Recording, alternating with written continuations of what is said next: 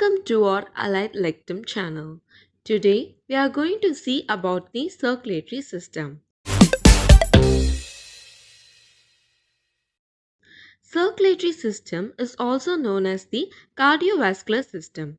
It is a vast network of organs and the blood vessels that act both as a delivery and waste removal system for the body.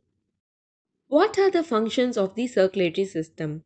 It provides the cell with nutrients, removes the waste product of metabolism to the excretory organs for the disposal, it circulates the oxygen and the carbon dioxide, it protects the body against the disease and infection. We will see about the types of circulatory system. Generally, there are of two types. One is open circulatory system.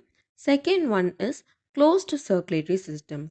In open circulatory system, the blood flow freely through cavities since there are no vessels to conduct the blood. Nutrients are exchanged directly between the blood and the tissues because due to the presence of open spaces which are called as sinuses and lacunae. Whereas in closed circulatory system, the blood vessels are present that help to conduct the blood throughout the body. The nutrients are exchanged via the tissue fluid. Examples of open circulatory system. These are present in mollusks and arthropods, whereas in closed one, these are present in annelids and vertebrates. Generally, the circulatory system consists of blood, blood vessels, and the heart. The blood is the fluid in which the materials are transported. The blood vessels are the tube that helps to carry the blood, and finally the heart which act as a pump organ. Blood is a specialized body fluid. It has four main components: plasma, red blood cell, white blood cell, and the platelets. Plasma is the liquid component, which is a mixture of water, sugar, fat, and protein, which constitute about 55% of blood. The remaining 45% are made up of the formed elements. Red blood cell. The red blood cell is also called as the erythrocytes or red blood corpuscles. These are usually formed in red bone marrow and the average lifespan is all about 100 to 120 days. The cytoplasm of erythrocytes is rich in hemoglobin, which is a red colored iron containing complex protein. Normally, it will be around 12 to 16 grams of hemoglobin in every 100 ml of blood.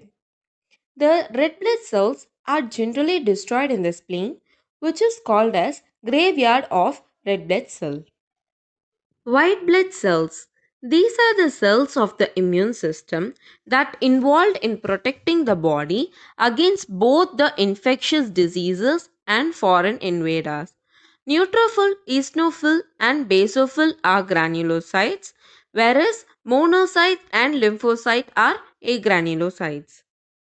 Platelets. They are the fragments of cytoplasm which is derived from the megakaryocytes. The main function is to formation of the blood clots and prevention of bleeding. If there is an abnormal level, that can produce this thrombocytopenia and thrombocytosis. Blood vessels. These are classified into arteries, veins, and capillaries. Arteries. It is the blood vessel that delivers the oxygen rich blood from the heart to the tissue of the body. Each artery is a muscular tube which is lined by the smooth tissue and has three layers. First one, tunica intima. It is the inner layer which is lined by the smooth tissue which is called as endothelium. Second one, tunica media, a layer of muscle that let the artery handle the high pressure from the heart. Third one, the adventitia. These generally help in anchoring the arteries to nearby tissue. The artery give rise to smaller branches which are called as arterioles. Veins. Veins are a type of blood vessel that return the deoxygenated blood from our organ back to our heart. They are made up of three layers. Tunica externa. This is our outer layer of vein wall and made up of connective tissues. It also contains the tiny blood vessels called as vasa vasorum that supply the blood to wall of the veins. Tunica media. It is the middle layer and contains a large amount of collagen. Tunica intima. It is a single and innermost layer which contains the one-way wall, especially in the veins of arm and legs. These walls help to prevent the blood from flowing backwards. Capillaries are very tiny blood vessels so that a single red blood cell can barely fit through them. They help us to connect the arteries and the vein and also help in exchanging the substances between the blood and tissue. The wall of the capillaries are made up of thin cell layer which is called as endothelium that is surrounded by another thin layer called as basement membrane. Here superior vena cava, inferior vena cava, and the pulmonary artery are those will carry the deoxygenated blood, whereas the aorta and the pulmonary vein carry the oxygenated blood. The heart is the muscular organ which pumps the blood through the blood vessels.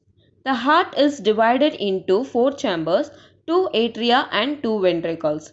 Atrium, the upper chambers of the heart, which is divided by the interatrial septum and consists of right atrium and the left atrium.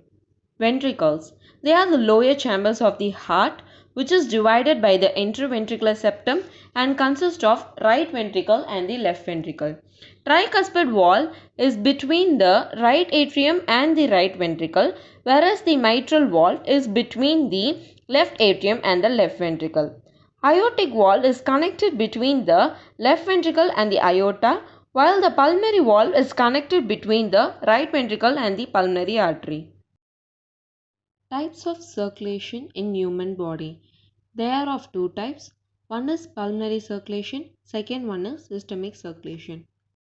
During the pulmonary circulation, the deoxygenated blood will be pumped from the right atrium into the right ventricle by tricuspid wall. From the right ventricle, the deoxygenated blood flows into the lungs by the pulmonary artery. After the gaseous exchanges that takes place in the lungs, the oxygenated blood travels into the left atrium by the pulmonary veins. Whereas during the systemic circulation, the oxygenated blood travels from the left atrium into the left ventricle by the mitral wall.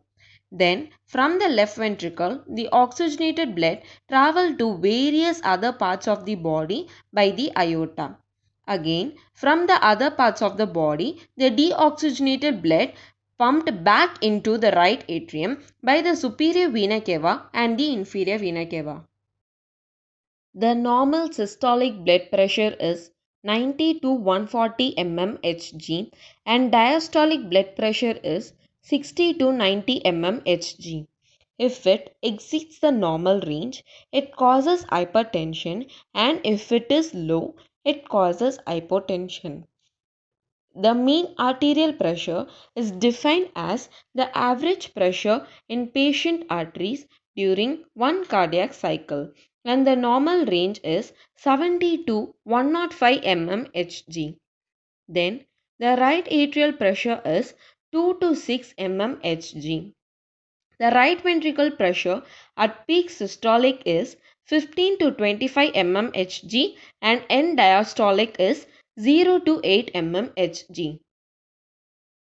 The peak systolic pulmonary artery pressure is 15 to 25 mmHg and the end diastolic is 8 to 15 mmHg. If it exceeds the normal range, it causes pulmonary artery hypertension. Then, mean pulmonary artery pressure normal range will be around 10 to 20 mmHg. Pulmonary artery wedge pressure is the pressure measured by wedging a pulmonary catheter with an inflated balloon into a small pulmonary arterial branch, and the normal range is 6 to 12 mmHg. Last but not the least is the cardiac output. It describes the amount of blood your heart pumps in each minute. So, it is calculated by multiplying the stroke volume into heart rate. The normal range will be 5 liters per minute.